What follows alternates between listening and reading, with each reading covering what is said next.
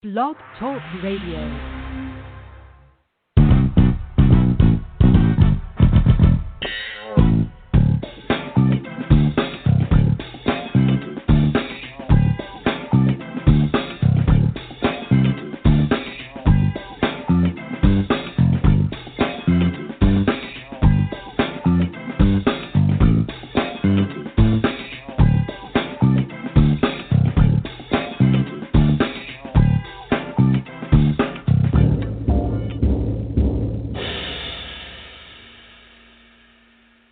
Today is Monday, March 15th through 2021, and this is Foxology. I'm Silver Ray Fox, your host. Happy Monday to all of you awesome, amazing people out there. I hope and pray your day is going well.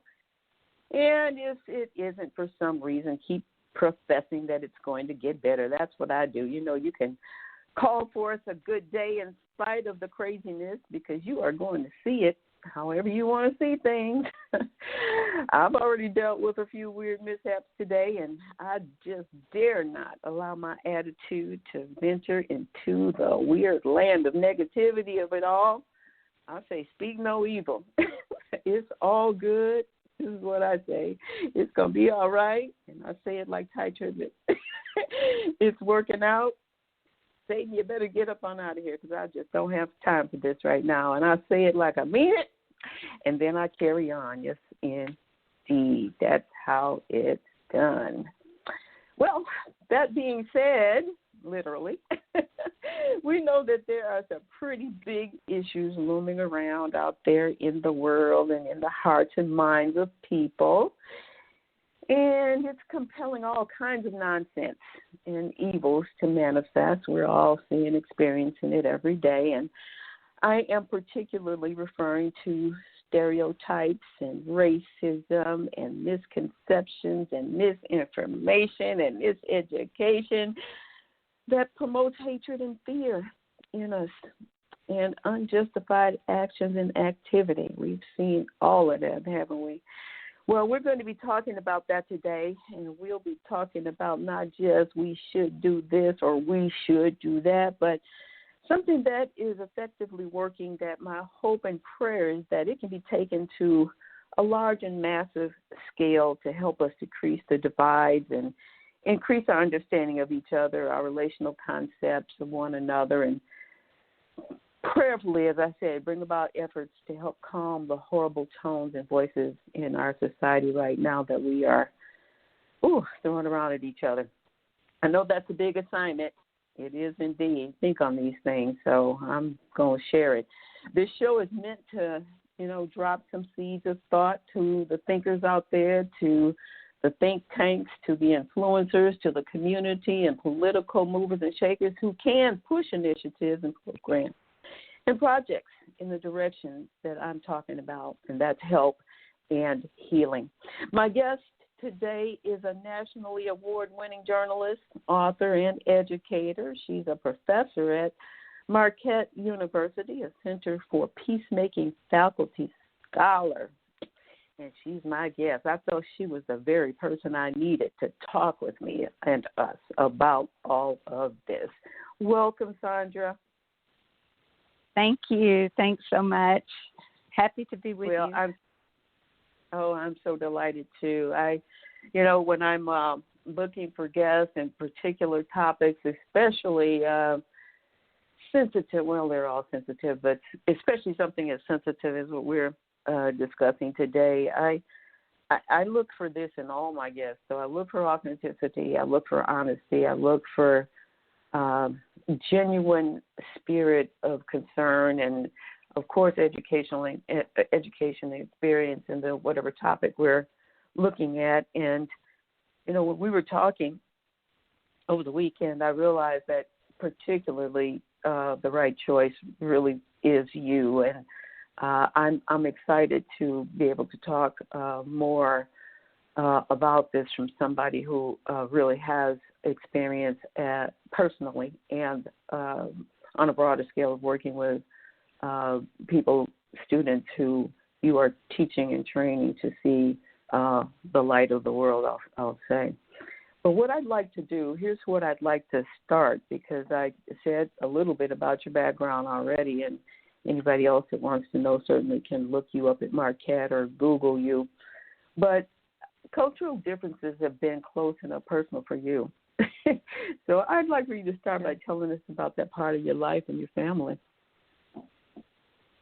Well, I've always been interested. I don't know exactly why, but I've always been interested in how we can understand other people whose lives are different than ours. And that interest escalated, when I married a man from Syria, and we have Arab American children. And we wanted to raise bicultural children, so we spent a lot of time traveling. And I would take the kids, we'd both take the kids, but my husband would return, and I'd stay all summer in Syria so they could get to know all their relatives there, and spend a lot of time, telling our Arab relatives that Americans weren't, all superficial and commercial and imperialist. And then I'd come back to the U.S. to explain that Arabs weren't all terrorists. And I realized that I had the great privilege of, meeting people face to face, and most of us don't. And in that case, it was only with a small segment of our big world. Most of us don't of the world personally. And so we are limited to, our perceptions are limited to what we see in the media.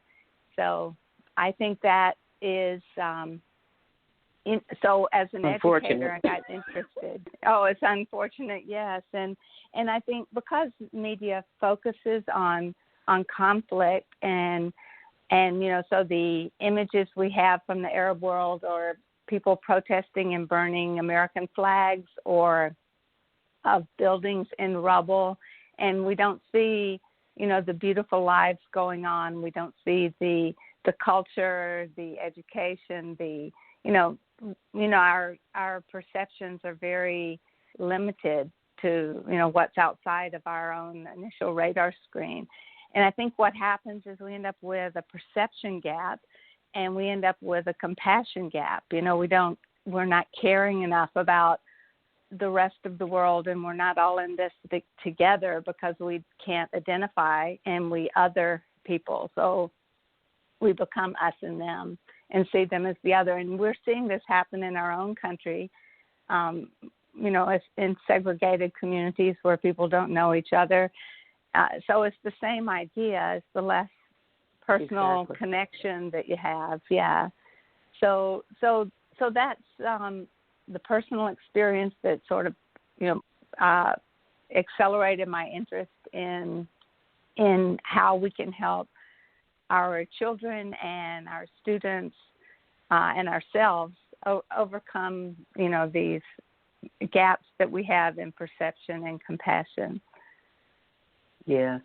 I want to say this because it's just really true, and it's not a secret, but in any culture, race, in people, you're always going to have certain ones who are of a certain type of nature, feel a certain kind of way, maybe been brought up a certain kind of way, and it's all across the community and world. They're going to act kind of what we consider as crazy and unfavorable, and things that we're going to look at in a judgmental way. That's in every society. But what we have to know is what you just said, that there is a larger portion, and I say that as an African American, where people are good and loving, compassionate, educated, wonderful, wonderful people. And, our divide that we are experiencing is just what you said. People just really have not been up close and personal enough with us to know that that's existed. They look at the conflict and crisis in the media and maybe had a conflict or crisis with somebody in person, and then they develop just this total misinformed idea about who we really are as Black people, as African Americans. And it's unfortunate, and that's a big part of the reasons why I wanted you to talk about this, because I know that you deal with, Marquette University is certainly diverse. And, I know that you've had, classes that were very diverse, and we're friends. So I know that you can speak to this in a way that, as I said earlier, hopefully can, once we get to the point we can share the project that you're working on, that really can help people see that there is a doable way. It may be a slow process, but a lot of, sitting across tables and talking about ideas forever, like we have been forever, is not going to change it. And I am a person, I think in a trainer's head. My part of my professional background is as a corporate trainer, so I think in a trainer's head, and I know that a lot of things can be accomplished through strategy, through some comprehensive thinking and planning, and that's something I know that you have going with your project that we'll get to. But what I want to roll back to is with your family. Can you tell us what were some of the, and I'm asking this because I wanted to bring out some broader points, what were some of the challenges and adjustments that you had to make coming from one country to the other side of the world to help them? What kind of, did they have questions, or did they just adapt very well? And you mean my children, or you mean the family I'm talking abroad? about your family. Too. No, I'm talking about your family. No, well, over a period of time, there are a lot of issues, in the part of the country we live in, and being, and me being in the suburbs, my kids, on September 11th, for example, my daughter, who was in 5th grade, was the only Arab American anybody knew, and her teacher asked her, why did they do this? And so she said, I don't know. I'll go home and ask my dad if he knows, and she quickly became, an expert on international issues and the Middle East and the teachers, and the question, then the war on terror went on, through with the Iraq War and through President George W. Bush's presidency and with that the Arab stereotype and the and Islamophobia and these kinds of otherings of deciding people are not exactly people and dehumanizing went on. So I think that was an issue here, and I can tell you from my own experience in traveling to the Middle East, before the Iraq War, when I would visit there, and I'd go to Syria every year, and I spent years teaching in Lebanon. But anyway, I when I was there in Syria, people would say, "Where are you from?" And I'd say, "America," and they would say, a taxi driver would say, "Oh, you're our guest. You're not allowed to pay. You've come from so far." And I was, treated like royalty. And then once the Iraq War started, and Iraq is adjacent to Syria and a similar culture in many ways, and people, see them as kinfolk between Syria and Iraq, and so people would start being, I would hear more negativity, and they would, I didn't get free taxi rides anymore, and people would say, and then for a while, people would say, we don't like American foreign policy and how it's affecting us, but we like Americans. And then that with the Iraq War would change to, aren't you a democracy? Don't you vote?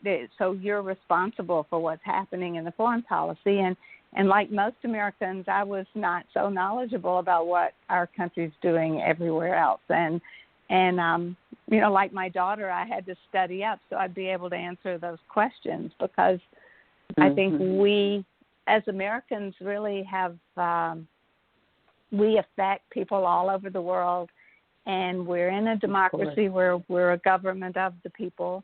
So we have some responsibility, each of us, to pay attention and to, to make sure that what we're doing is what we want our lives to stand for. So, yeah, but I was as ignorant as anyone and found, that I needed to study up to address those things. So I think there were issues of understanding on both sides of the table. Mm-hmm. Let's kind of bring it all the way home to the United States, since there is such a heightened sense of racism that has really dominated the atmosphere for quite some time now. I mean, it's always been there, but it's a modern day type of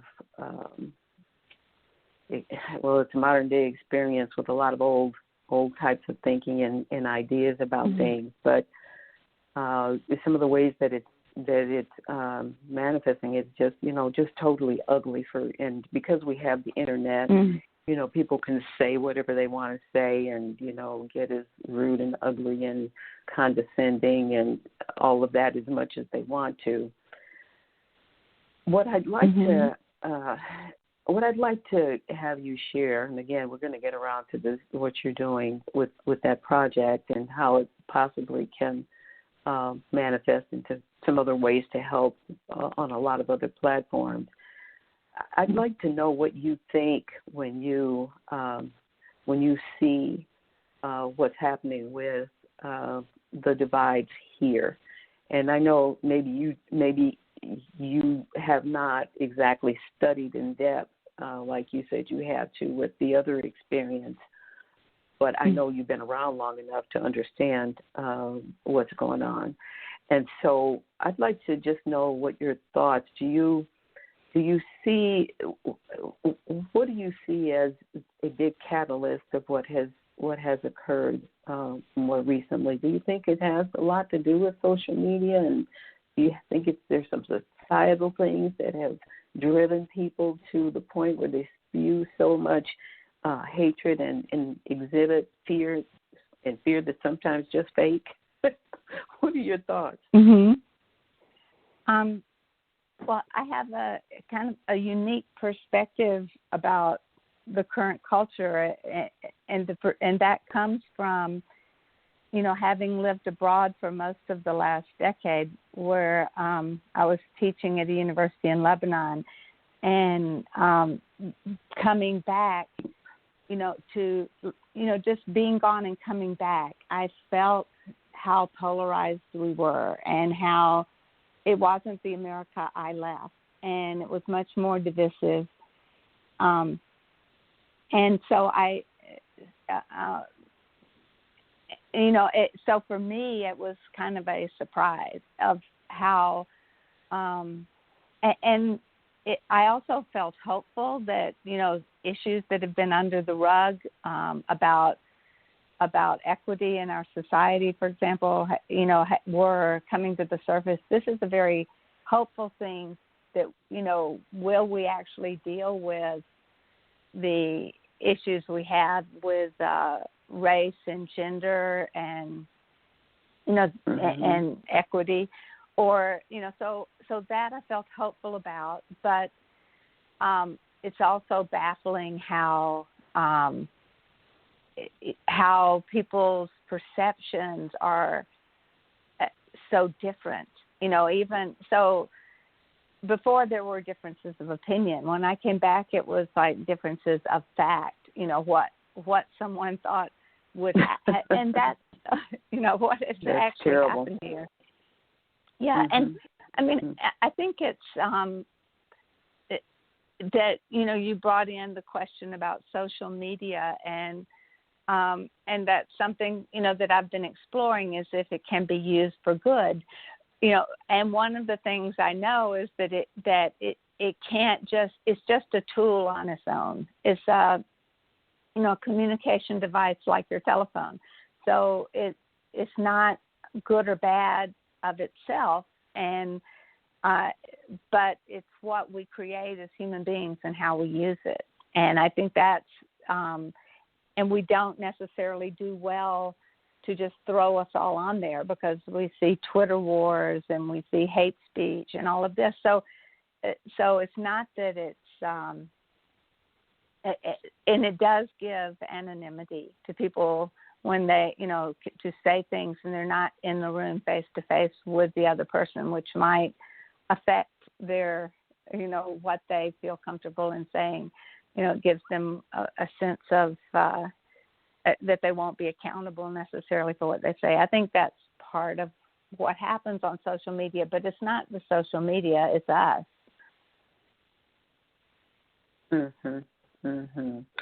Well, since you said it's us, let's talk about and see if we can build from what you're doing right now in your studies and your teaching, and see if in reality some of the ideas that you have used can actually be maximized on other platforms. So why don't you tell us about the project that you have going with the two different cultures right now? Sure. Well, so having, been in Lebanon, but still connected to Marquette University, I was still, doing some teaching for Marquette, and had colleagues and friends at Marquette. So it was an opportunity to collaborate, and connect people from across the world with each other.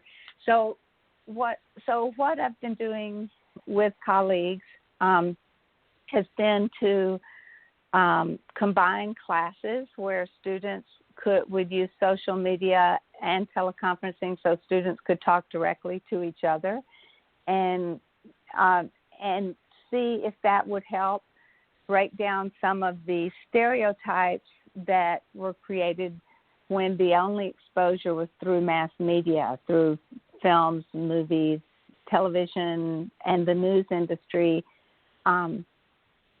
that presented a skewed view. So I've been doing this since 2009. So it's been done in multiple ways.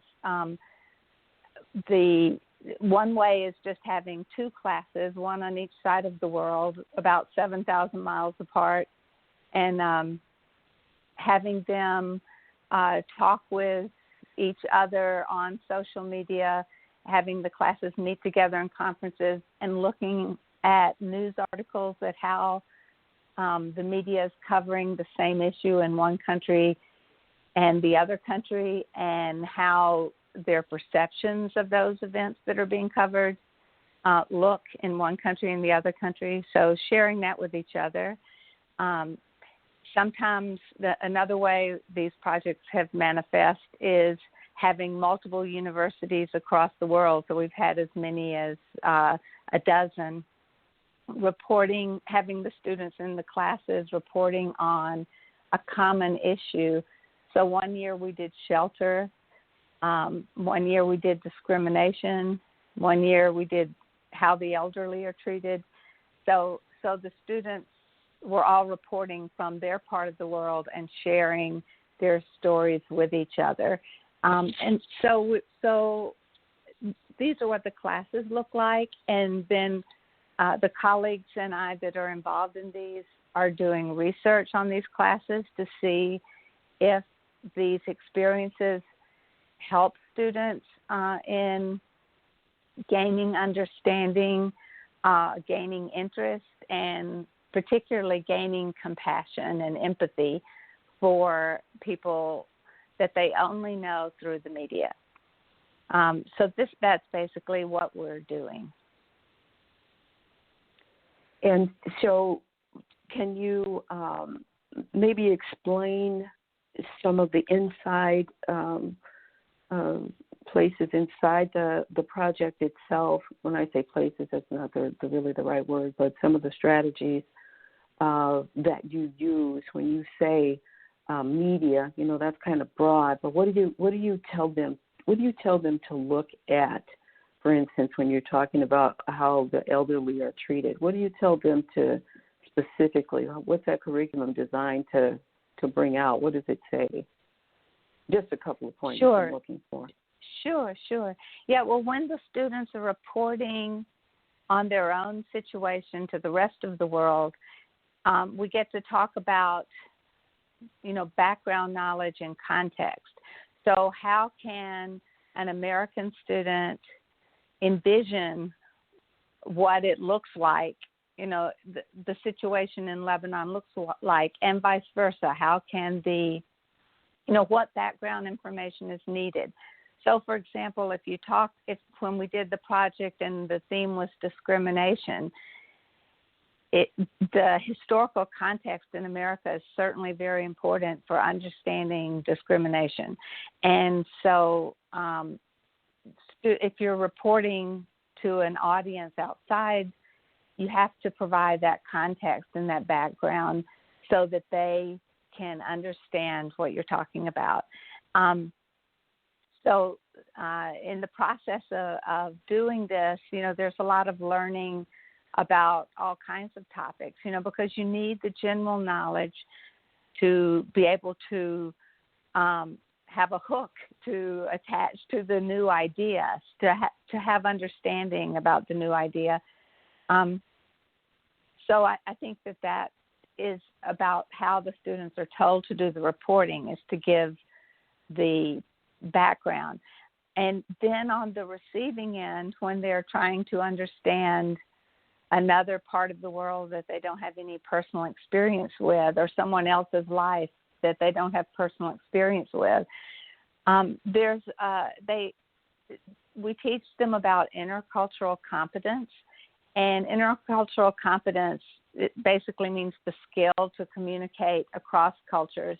And it's not about talking as much as it's about listening. So it's coming into a conversation with humility and realizing that you don't know a lot, and that teaching those skills of coming in to listen, asking what you don't understand, building your own background knowledge, and having an attitude of curiosity and interest in the other person. So that's part. The strategy part is learning to share information and to receive information with humility. On a personal scale, bringing that down to, there's diversity training everywhere. Everybody's been doing that for years now. I think it has helped to provide some understanding. I don't know if it's helped to provide as much healing as we want, because I think very often we leave those classes and that training just, glad it's over and okay, so what, attitude. But I'm sitting here thinking for myself, I, of course, when we're out doing things, I don't have a preconceived notion about when I'm entering a situation with people who are different than me or the same as me, until you give me maybe a reason that I should feel fear or threat or discomfort or whatever. I just don't, my eyes don't see that when I enter into a store or any type of environment. Until you give me a reason. But the interesting thing, I think I don't look anything like a criminal, but I will get, followed around the store. I will get treated differently than the white person that was in front of me in line when I'm, at the store. And all I can think, and I've mentioned it, the only person I've really ever mentioned it to is my daughter, because it just blows my mind that there could be 2 or 3 white people in front of me, but when you get to me, it's a whole other type of exchange. And it's not something I did or said. It's just your perception of me as a black woman or as a black person or just being black. And I think exactly what you have said can help. Now, that's not the majority of cases, okay? I get treated with really, really good respect and customer service in the majority and interactions in the majority of cases, but that does happen more often than I, like to have it happen. But I think if we can to use some of the words that you have used several times, and that is the stop and think in terms of humility, not in the sense that it's going to allow whoever we're in contact with to say or do whatever they want toward us, but with a perspective that in many ways we are just so much alike. Just treat people the way you really do want to be treated. And again, just position yourself to know that they may respond like you, or, they may have the same sensitivity and understanding, compassion that you do. And then other people just don't. And again, that's what we're trying to help people understand, that there really are very little reasons, few, to feel the kind of fear and intimidation and hatred that's so prevalent. I mean, again, there's always a segment of people who all of a sudden we look at them and we say that's what the rest of them are like. And it's just not true. It's just plain not true. And we have to, again, do it for ourselves, to give the opportunity, because I'm sure whatever race we are, if we've been treated a certain kind of way negatively, we do walk into certain places just feeling hesitation about how this is going to go, because we have been discriminated against and looked down upon and treated so differently. But I think it you said it a few minutes ago, it has to be us as a start, because we can't control everybody. We can just all start doing things and learning things together as a society, and hopefully, again, begin to dispel some of the foolishness about the hatred. It really is. There's really, it really makes no sense if you break it down.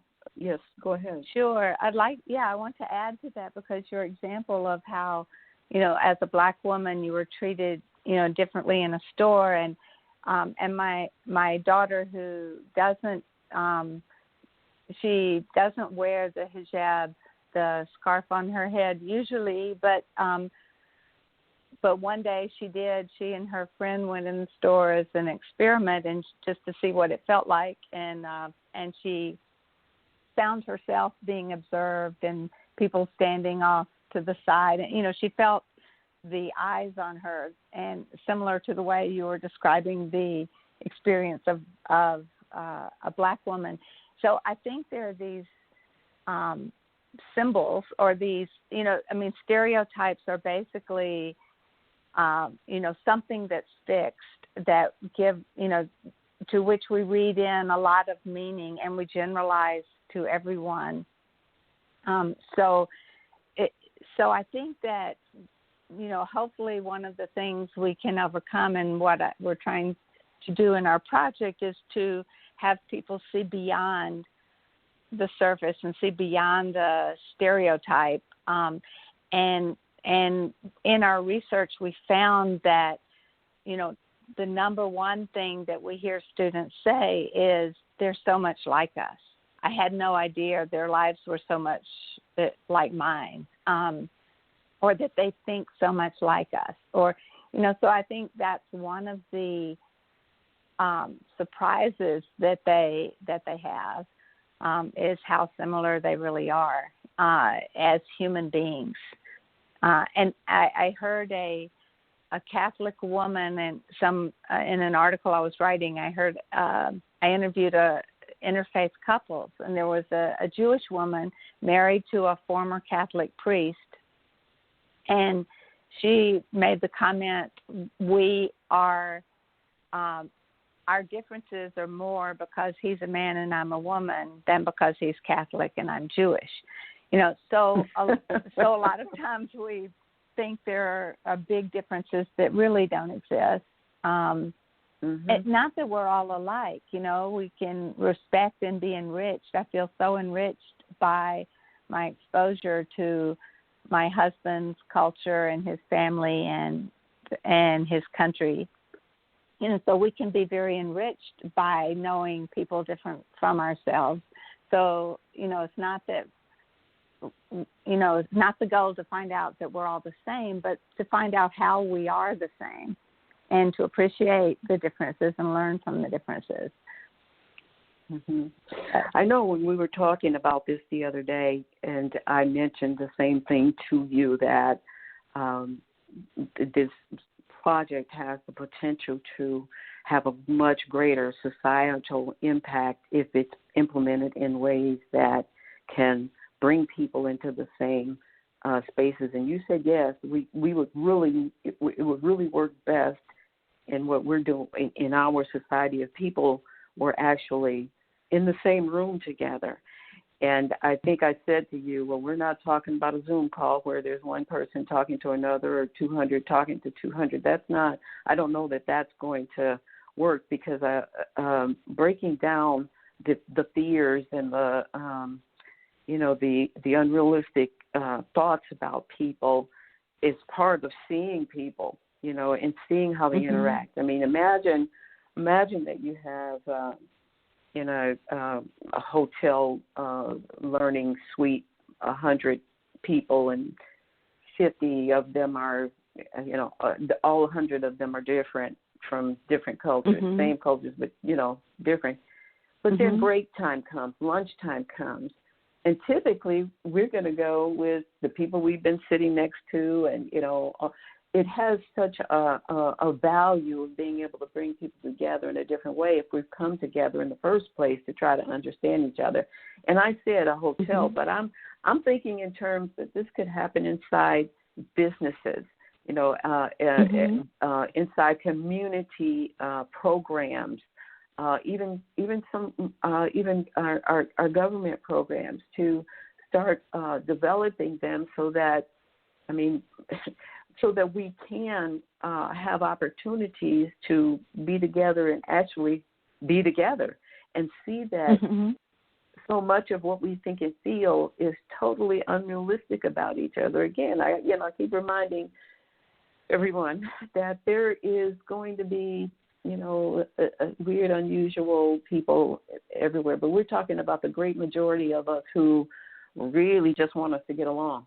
And I believe that about our society. I believe the great majority of our society really wants for us to get along. But that is going to be because we have developed, created, strategized ways to make that happen. Because right now, I see what's happening in the media. Every other commercial you see now, there's an interracial couple and interracial children, and that's great imaging. That's wonderful. But that's not new. That's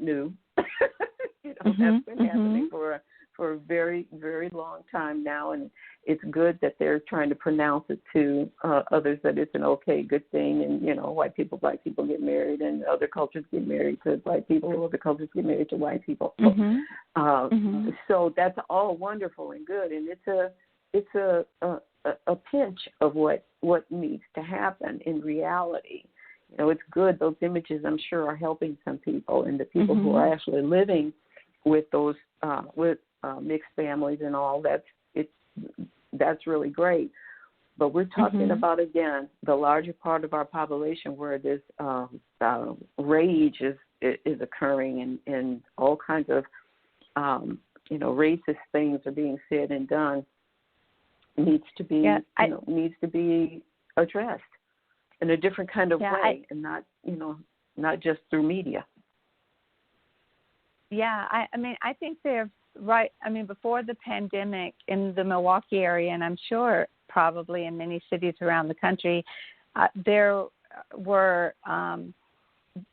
have been community discussions, different groups organizing different kinds of community discussions that were interfaith or interracial.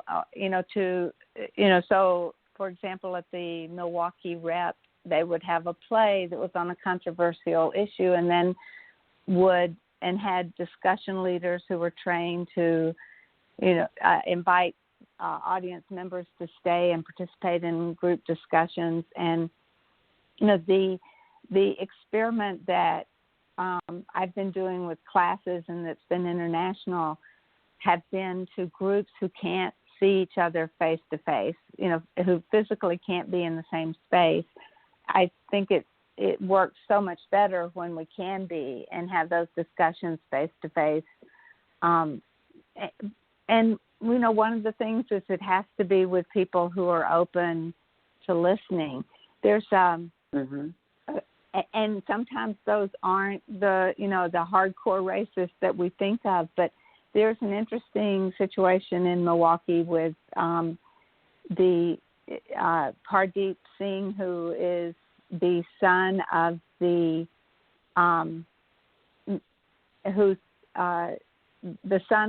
leader of the Sikh mosque in Milwaukee, where there was a terrible shooting, mass tragedy. Yeah, and he decided to go talk to the leader of the white supremacist group that had influence over the perpetrator of that incident, and they reached understanding together, and then ended up going on a speaking circuit together. And I think what's so special about that is the person who was from the white supremacist group had enough humility to listen and to open his mind and his heart, and he had a change in his whole perception. But I think that's unusual. But yeah, so I think what we're seeing in the research is that, the more different influences you can have to counter, negative stereotypes that you may be seeing in the media, that is better. It gives you a more informed perception and background. Well, I really believe, even as challenging as it is, as big as it is, we can fix a lot of it. I really do believe that. And I don't think I'm being naive. I really think we can fix it.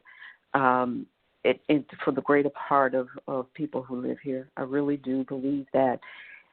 If it works with what you're doing, it can work anywhere and with anyone. And again, it depends on the listener. As I said, in training classes, and I've done many, people are just glad it's over and they leave, and you're happy if they did do something that you taught them or imparted to them. We have to have people who, like the guy you just mentioned, who are receptive to the whole idea. And even maybe if there even is some resistance, but willing to sit among each other and actually for the learning experience of it, not just, push ourselves on each other, but for the actual learning of it. I think that we can, we're at a loss for some wonderful relationships and collaborations and other things that can happen when relationships develop. And, I think we just don't think about all of that. It's so much easier to feel animosity and hate and all of that. And I really believe that stems from something else. You just don't wake up hating people like that, Or, we learn a lot. We learn. Or give yourself buy-in. And buy into other issues. Yeah, I was just going to add thank you. No, I was just going to add to what you were saying. A lot of what I see two main gaps, and one is perception, and I think what we've been talking about, a lot of it is if people are interested and open and have the attitude of humility and openness, they can engage in conversations with others that will change their perception. The other big problem is the compassion gap, and that's, not having the interest in others and not, caring to know about what's going on in their lives. And I think that is where schools and educational institutions, universities can make a big difference. Many of my students at Marquette who last semester were doing this project with Lebanon had very little knowledge about Lebanon. It's only when things are happening there do they cross our radar screen in the news. And things are always happening there. It's not that things aren't happening, but when things are, show up in our news, it's some kind of huge crisis, or a conflict that involves American interest. So they went from not, needing to find out where Lebanon was exactly on the map to having interest in what's going on there and the lives of young people there. So that is one thing, that communication and just having a little bit of background knowledge, because in school as children, I don't know about you, but for me, I didn't know very much about the Middle East at all after we did our unit on Mesopotamia and the cradle of civilization, maybe Egypt in ancient times. But, I had very little background from, growing up in America and being in public schools, and probably the same is true in private schools, just very limited knowledge about the rest of the world, and, world history getting, a short shrift in the class. So how do you get people to care about people whose lives don't intersect with your own in your community? And so for us in America, that's a big issue because of segregation and historical redlining and things that mean people didn't live and grow up in the same communities. Yeah, so the compassion gap is the more challenging, I think, and I don't think it's easy to engage people. I mean, how do you get people to engage is the question. So if it happens in school, I think there's an opportunity there to raise awareness and raise interest, and hopefully that will stay with students, so they'll, pay attention to people who are not crossing their paths in their daily lives. Well, I think a lot of them they've gotten it already. I think the majority of them have gotten it already. I grew up in a school where there was a lot of us that were different. I was just so fortunate to be in a school where there were white kids and Hispanic kids, and, just this wonderful mix. I don't know how my parents made that happen, but it was a wonderful experience, and it was like that all the way up until, 8th grade. But so I have I have a very broad, open perspective about people, as I said, until they give me reason to see things differently about them. But, I enjoy interactions and meeting people and talking to people I don't know when I'm out and all of that kind of stuff. But I guess if I were to say anything, it would just say what you just said in a more simplistic way, is to start giving yourself and other people a chance. That's the simple aspect of it. And even if the interactions, I guess people have, some weird expectations, but don't have any. If you say good morning to people, or you start a short conversation, you're probably going to get some conversation back, and you're going to realize that, people may not communicate in the same way you do. They may not sound like you do. They may not use the same wording you do or sentence structuring that you do. But don't take all of that into making some type of decision about people. I experience that all the time. We're not the same in that way all the time. But just give people a break. I mean, give people a chance.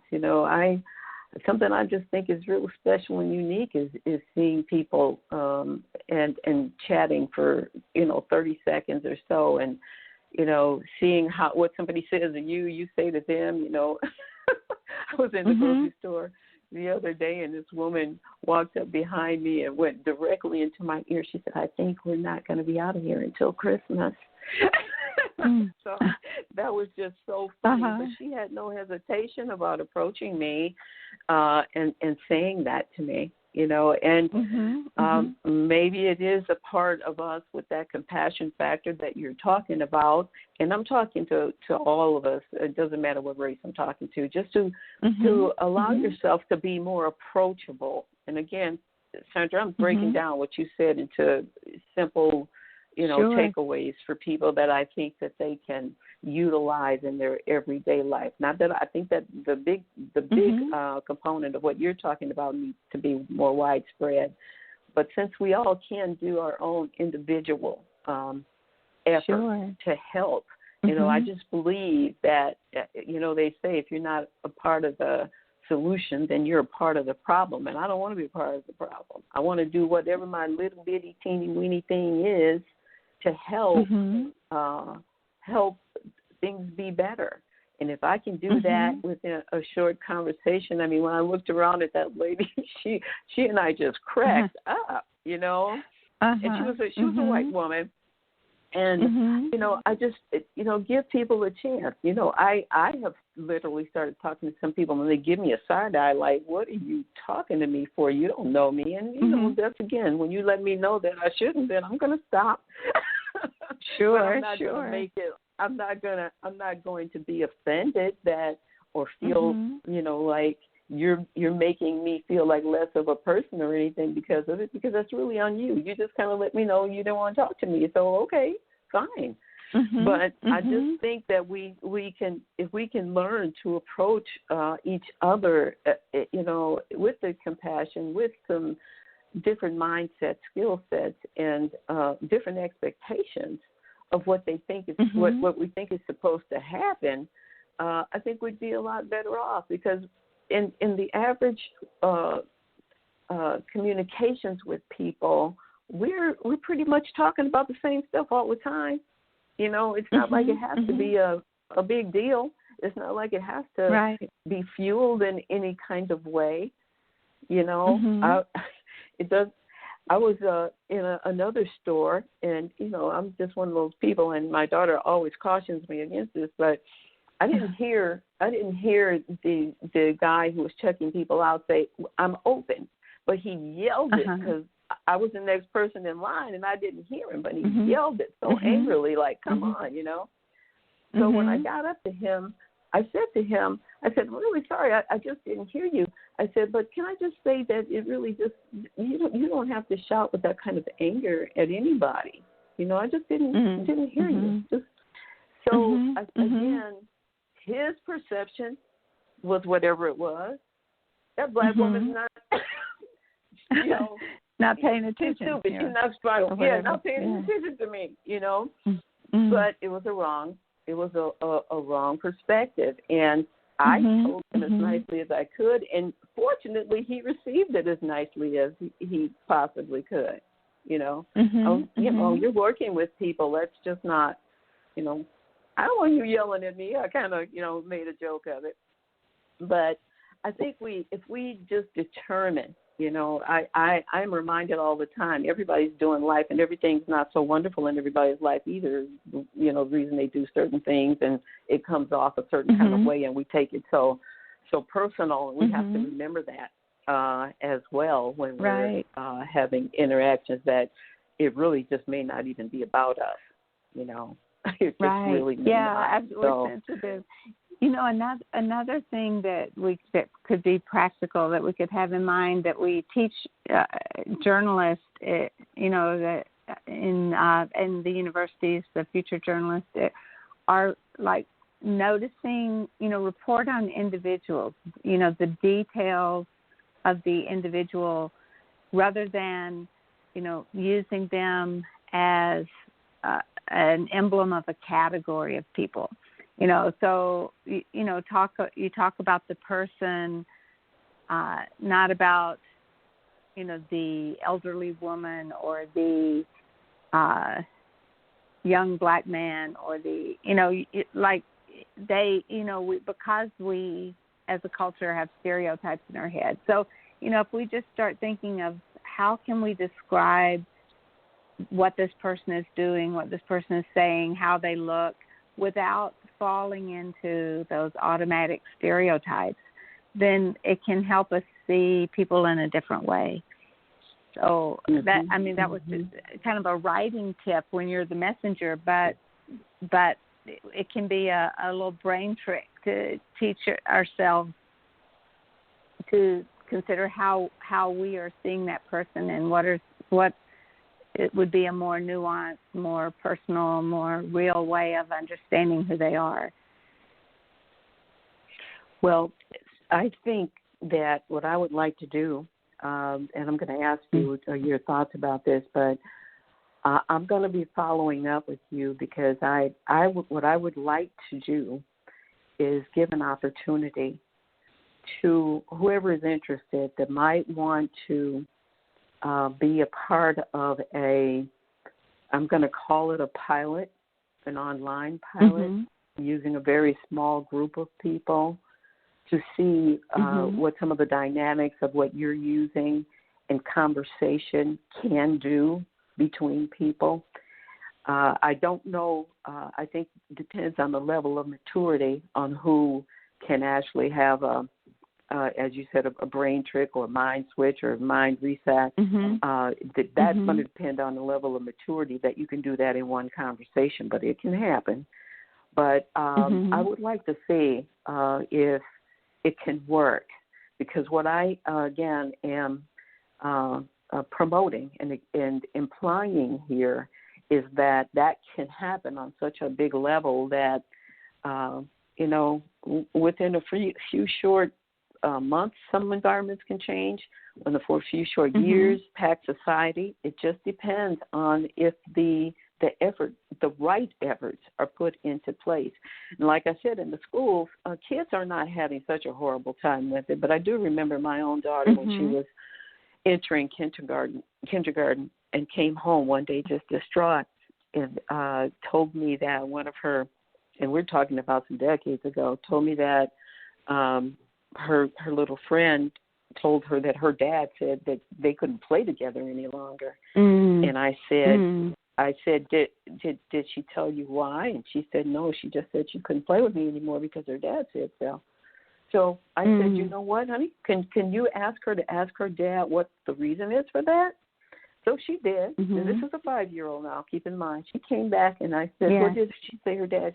She said, because black people are dirty. He said, because black people are dirty. I'm thinking, oh, my God.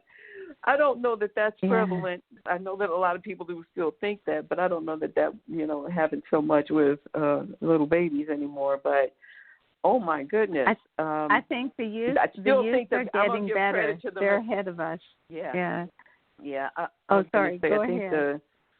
The great majority are not handling it that way. But, again, that had to be somebody who I felt had some terrible experience with someone, and then they just made a judgment call about all black people, because that certainly is not the truth. So, but I do believe the schools, implementing it in schools is easy. I think that kids like each other. It doesn't matter, to them so much what anybody looks like. They just kind of love each other and love on each other kind of easily and automatically. But above and beyond that is where we really have to start, again, not just allowing media, and I don't want to crush the media. I love the media, but for what they bring to us is, you said the other day, conflict and crisis is the main focus. And, when that's what you get, that's what you do, what you respond to. And, we've got to be the ones to make the determination that's not what we're going to be absorbing and learning on each day. But again, I guess as we wrap, I want to ask you, do you see that? Is this a pipe dream for me? Do we see that this can be a possibility, that something like what you're doing can be on a bigger scale? I would certainly hope so. I mean, I think, when you mentioned about how the youth have changed, that young people, I mean, there's been huge shifts in prejudiced attitudes to the better. And young people are leading the way, on that front. I mean, there's still so far to go, but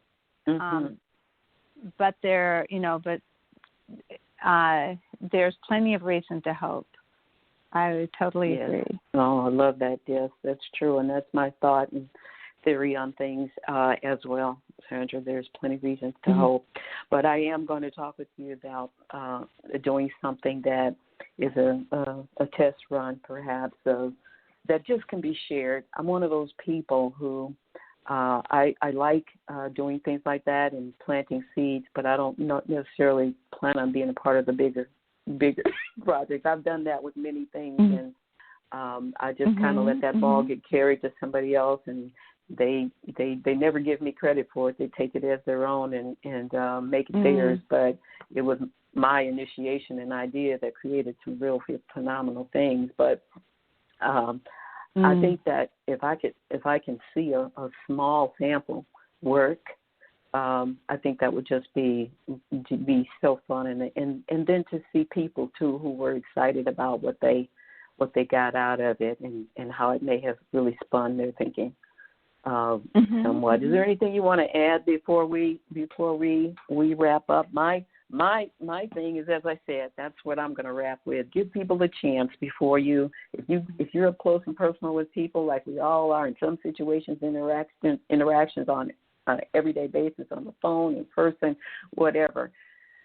Give people a chance. Well, just take a deep breath. Give people a chance. If they don't talk like you, look like you, you don't feel they talk as intelligent as you do, or they got accents that you feel irritated by, whatever. Just give people a chance before you allow the agitations to turn into fear, intimidation, or hatred. Just give people a chance, because a lot of those circumstances, we're not even going to see those people ever again.